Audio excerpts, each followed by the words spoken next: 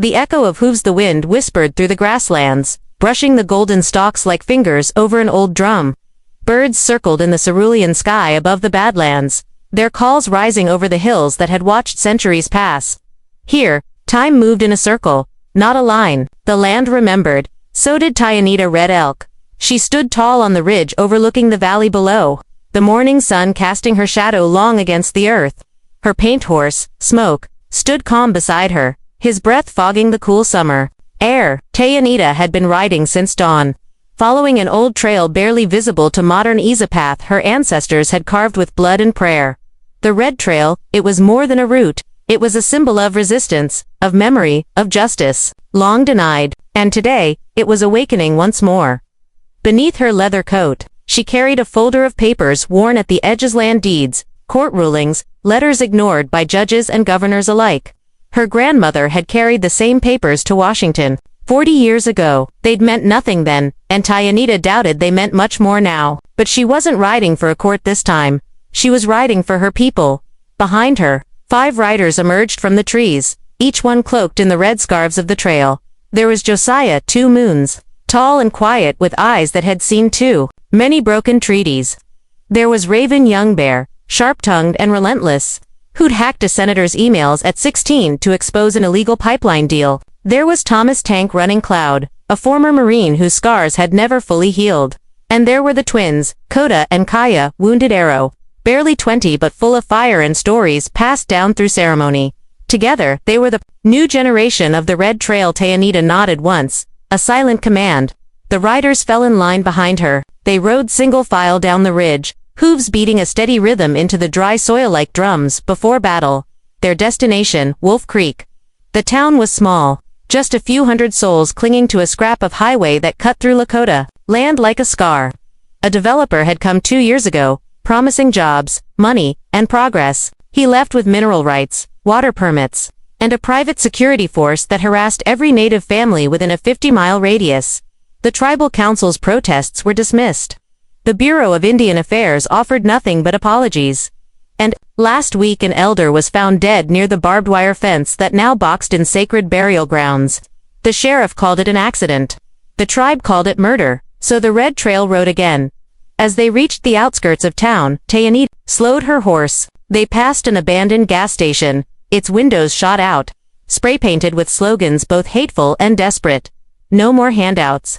This is our land now, and beneath them, in red paint, only a day old, 1 dead, more to come. Josiah spat in the dust. Raven pulled her scarf up to cover her face. Tyanita's grip on the reins tightened. They weren't here to burn the town. Not yet.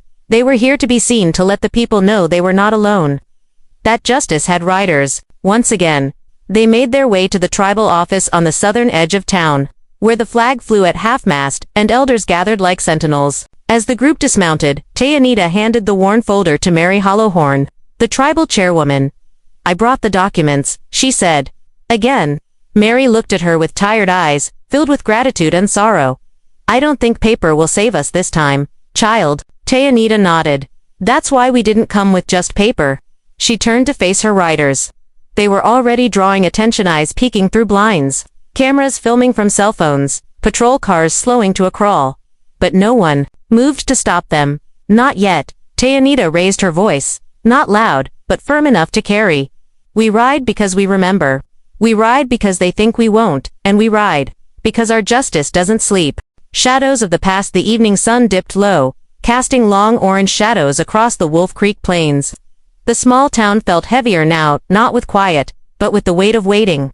Word of the Red Trail's arrival had spread fast, carried by whispers and cracked radio signals through the reservation's scattered communities. The old wounds that the land kept hidden just beneath its surface seemed to pulse again, raw and aching. Inside the tribal office, the air was thick with tension. Mary Hollowhorn sat at the head of the battered wooden table, the folder from Tyanita resting between her hands like a fragile talisman.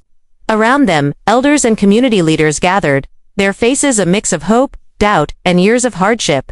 "Why ride into the town?" asked Chief Samuel Red Bear, his voice rough but steady. "The council has fought this through the courts and the BIA for decades. What good will a ride do?" Tyanita met his gaze, steady and unwavering. "Because the courts won't listen. And the government won't act. The only way to make them see is to make them feel it. This is our land, and we ride to remind everyone. An elder woman nodded slowly. Our ancestors fought this land for a reason. The treaties were promises, broken ones. Maybe it's time for us to remind the world that the red trail rides still. Outside, the riders cleaned their horses and prepared for the night. The red scarves they wore fluttered faintly in the cooling breeze. Though young, their resolve was ancient, born from stories whispered under starlit skies and lessons learned by firelight. Josiah approached Tyanita quietly. You know what they'll say, he said. That we're troublemakers, agitators. That this ride will bring more violence, more trouble. She shook her head. They don't understand.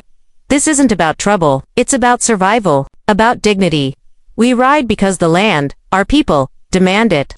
The memory of her grandmother's voice echoed in her mind, fierce and unyielding. The red trail isn't just a path, it's a promise. That we will never stop fighting for what's ours. That promise had carried through generations, from the days when the Lakota rode freely across the plains, to the dark times when their voices were silenced by violence and oppression. Tonight, the red trail would be their declaration. As night deepened, the riders gathered again. Each held a small bundle of sage, a gift for the spirits of the land. They moved silently to the edge of the sacred burial grounds, where the fence marked the boundary of a fight older than the town itself. Tyanita knelt and began the cleansing prayers.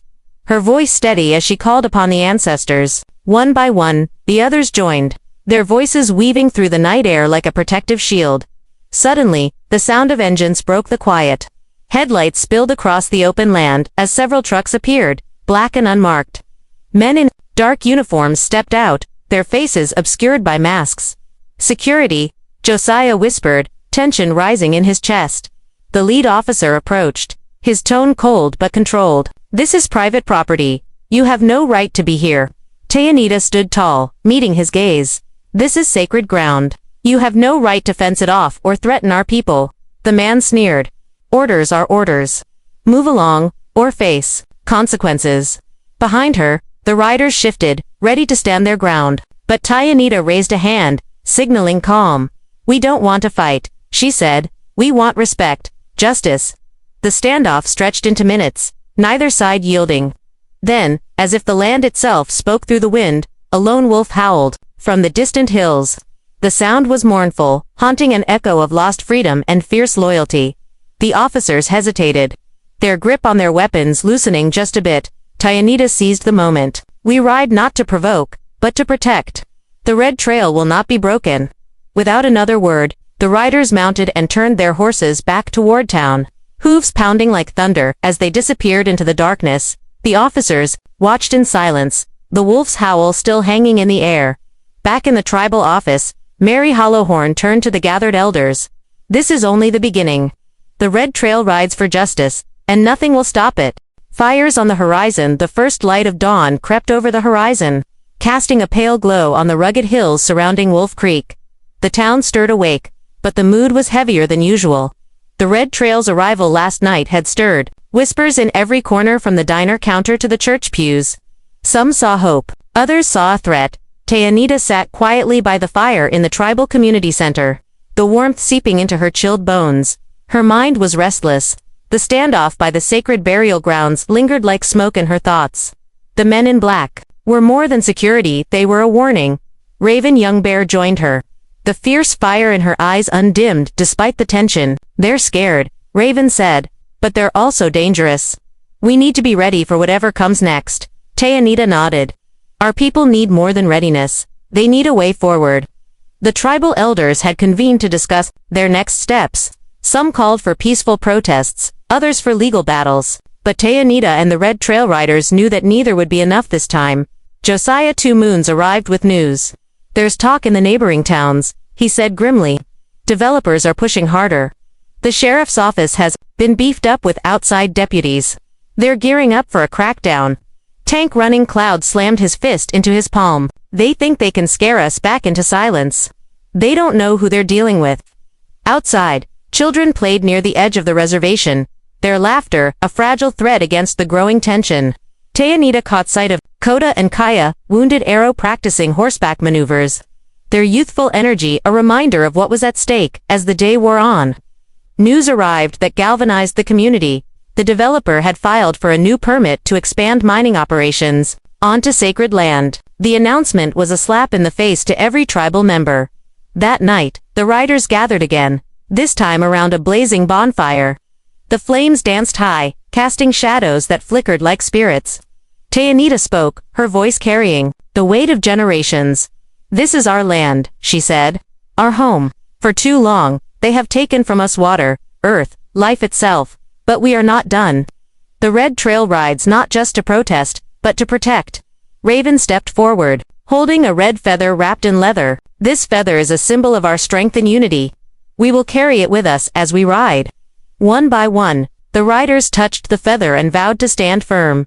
News cameras arrived the next morning, drawn by rumors of the riders' return. Interviews were given, statements made. The world was watching, but with attention came backlash. That afternoon, a group of armed men appeared on the outskirts of the reservation, blocking roads and intimidating residents. Tayanita knew the fight was about to escalate. "Prepare yourselves," she warned. "The Red Trail rides into the storm, but we will not break." The community came together in a way that hadn't been seen in decades, neighbors helping neighbors.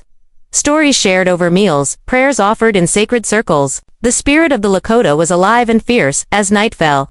Tayanita looked to the stars, remembering her grandmother's words, "Justice is a fire that must be kept alive, even when the night is darkest." And so, under the vast Lakota sky, the Red Trail riders mounted once more. Hooves thundered across the land, a heartbeat of resistance echoing through the plains. The fight for justice had only just begun. The rising storm, the Red Trail, was no longer a secret, whispered among the elders. It had become a beacon, a signal flare against the growing darkness enveloping the land. News of the riders had spread beyond the reservation borders, stirring conversations in distant cities and courtroom corridors. But for Tayanita and her riders, the rising attention came with rising danger. That morning, the air hung heavy with tension. Patrols of armed men, some in uniforms, others dressed like mercenaries, blocked roads leading to sacred sites and community centers. Residents spoke in hushed voices of threats and intimidation. Neighbors watched one another cautiously, and children who should have been playing outside remained indoors. The tribal council convened an emergency meeting. Mary Hollowhorn, her face lined with years of worry and determination, addressed the crowd. "We stand at a crossroads," she said. "They want to silence us, but we have the power of our ancestors and our people behind us.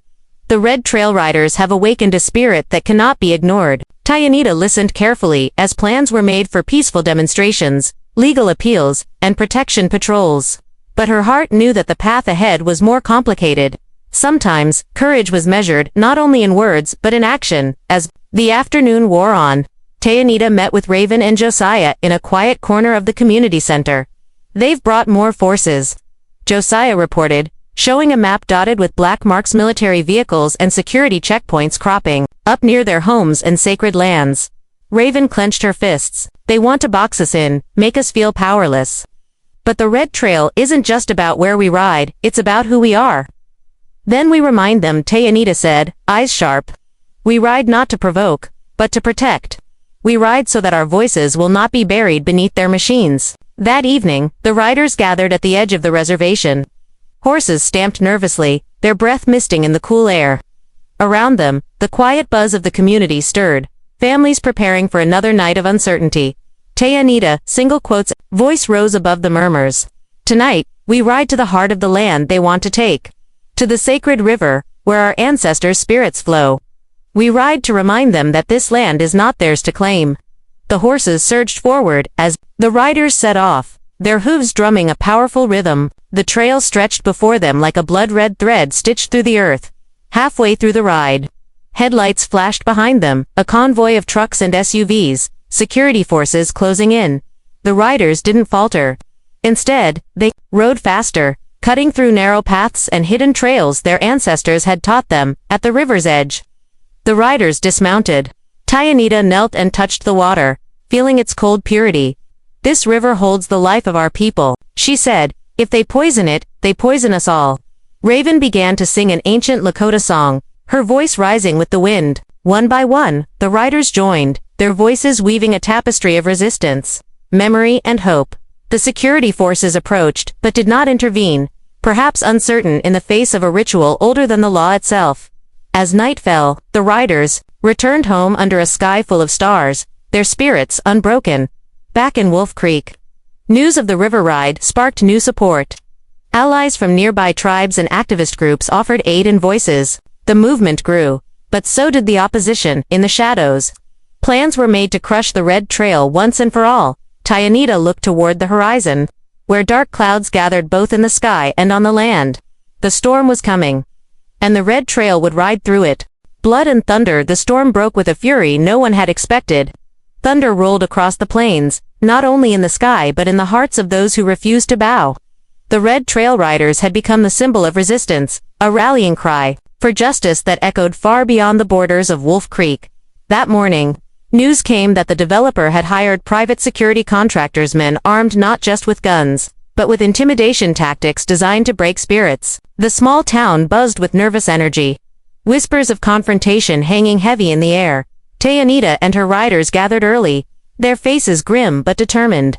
They knew this was no longer just a fight for land, it was a fight for survival, for identity, for the right to exist without fear. Josiah checked his gear, eyes scanning the horizon. They're coming. They want to end this fast. Raven's jaw tightened. We're not running. The Red Trail doesn't turn back. They mounted their horses and set off into the brewing storm, the rain beginning to fall in cold sheets. The trail was slick and treacherous, but the riders pressed on, their hooves pounding through mud and water. Word spread quickly. A convoy of private security was moving toward the reservation, intent on blocking access to the sacred sites and enforcing the developer's claim. Tyanita led the riders toward the edge of the reservation, where the land gave way to scrub and rock. As they approached, they saw the convoy black trucks, armed men standing guard, faces masked and unyielding. The riders stopped, their horses snorting and stamping. There was a moment of silence before the first shot rang out, a warning, a challenge. Tyanita raised her voice. We come in peace, to protect what is sacred. One of the men sneered. There's no peace here, only orders. The standoff escalated quickly. Shots fired into the air, horses rearing, riders shouting. It was chaos, a battle, not just of weapons but wills. Amid the thunder and rain, Tyanita's horse bolted, but she held tight. She rode through the storm, her voice cutting through the noise. Remember who you are. Remember the Red Trail. The riders rallied, their spirits rekindled by her words. They formed a line, horses side by side, standing firm against the advancing men. In the midst of the chaos, Kaya's wounded arrow was knocked from her horse, her ankle twisted badly in the mud. Coda rushed to her side, dragging her out of harm's way. Tank running Cloud fought fiercely, his military training evident as he defended the group. Raven used her voice to rally the younger riders, shouting orders that cut through the panic. Despite the violence, the riders held their ground. They were fighting for more than land, they were fighting for their ancestors, for their future. Finally, the private security, faced with unexpected resistance and mounting community pressure, began to retreat. The storm raged on, but the riders had won this battle. Back at the community center, the riders tended to the wounded and regrouped. Kaya's ankle was swollen and bruised, but she was alive. Tyanita looked around at her people, exhausted but unbroken. We ride for justice, she said softly, no matter the cost. The storm began to ease, the thunder fading to distant rumbles. But the fight was far from over. In the shadows, those who opposed the Red Trail plotted their next move, darker and more dangerous. And the Red Trail riders knew one truth above all. Their fight was no longer just for their land. It was for their very existence. The ties that bind the days after the battle passed in a blur of exhaustion and resolve. The community gathered to heal physically and spiritually. Kaya's ankle was wrapped carefully, but her spirit burned brighter than ever. The Red Trail riders became legends in their own right, their courage sparking hope far beyond Wolf Creek. But the wounds ran deep, not only on bodies but on trust. The fear of future attacks lingered like a shadow over the reservation. Tyanita found herself sitting with Mary Hollowhorn one afternoon, watching the sun melt into the horizon beyond the hills. We need allies, Mary said quietly. We can't fight this alone. Tyanita nodded. I know. That's why we've reached out to neighboring tribes, activists, even some sympathetic politicians. The Red Trail rides for all of us. Josiah, Raven, and Tank returned from a meeting with allies, representatives from the Lakota, Dakota, and Nakota nations, joined by environmental activists and human rights lawyers. There's strength in numbers, Josiah said, spreading a map across the table. We're planning coordinated rides, marches, and legal action. It's time the world hears us. Raven smiled for the first time in weeks. The Red Trail is becoming a movement. But with the growing support came new challenges. The media attention brought scrutiny, and not all of it was kind. Misunderstandings and misrepresentations threatened to divide the movement. One afternoon, a reporter asked Tayanita if the riders were radicals, agitators stirring trouble for the sake of attention. Tayanita looked him in the eye. We are the voice of a people who have been silenced for too long. We are the guardians of a sacred promise. The Red Trail rides not for chaos, but for justice. The community began holding ceremonies to honor those lost and to renew their commitment to the land and each other. Around roaring fires, elders shared stories of resilience and hope. Young riders trained, learning both ancient traditions and modern strategies. As the seasons shifted, Tayanita felt the ties binding her people growing stronger. The Red Trail was no longer just a ride, it was a lifeline, but just as hope blossomed, a new threat emerged. A shadowy figure appeared in town, an agent with ties to powerful interests, sent to undermine the movement from within. His presence was subtle at first, but his influence grew like poison. Tayanita sensed the danger, but she refused to let fear rule her. She gathered her closest riders. We must stay united, she said. Our strength is in trust and honor. The Red Trail rides for truth. We will not be divided. The coming weeks would test them like never before. The Red Trail was more than a symbol now. It was a promise, one they intended to keep. The promise fulfilled. The wind shifted with the coming of fall, carrying the scent of burning sage and earth. The Red Trail had become a force that could no longer be ignored, a living testament to the resilience of the Lakota people and their sacred land. But with that power came the greatest challenge yet. Tayanita stood at the edge of the reservation, looking out across the land that had shaped her ancestors and now demanded her courage. The agent who sought to divide them had sown distrust and rumors, threatening to unravel everything. Inside the community center, tension simmered. Friends whispered, accusations flew, and the unity that had bound the riders began to fray. It was the moment when many would falter, but Tayanita would not. Calling a council of elders, riders, and allies, she spoke with a voice that cut through the unrest. We are stronger together, she said. This land, our people, our stories, they are woven with trust and honor. The Red Trail rides for justice, yes, but it also rides for truth and for the promise we make to each other and our ancestors. One by one, the whispers faded as the community looked to her, finding renewed strength in her words. The agent's influence waned as his true intentions came to light. With the support of allies and an awakened community, the Red Trail movement pushed forward with clarity and purpose. In the days that followed, coordinated rides and peaceful protests gained national attention. Legal battles progressed as never before, bolstered by undeniable evidence and fierce advocacy. But more than that, the movement inspired a rekindling of culture and pride among the Lakota people. Traditional ceremonies were revived, language classes flourished, and the youth found purpose in the footsteps of their ancestors. Tayanita rode once more along the Red Trail. But this time, the land beneath her was different. The fences remained, but the spirit of resistance had carved new paths through them, paths of hope and healing. At the river where the battle had once been fiercest, the community gathered to hold a ceremony of gratitude. Drums beat, songs soared, and prayers rose like smoke into the sky. Tayanita closed her eyes and felt the weight of the promise. She had carried a promise forged in resistance and carried in honor. The Red Trail rides on. Not just in shadow, but in light and justice. At last, rides with it.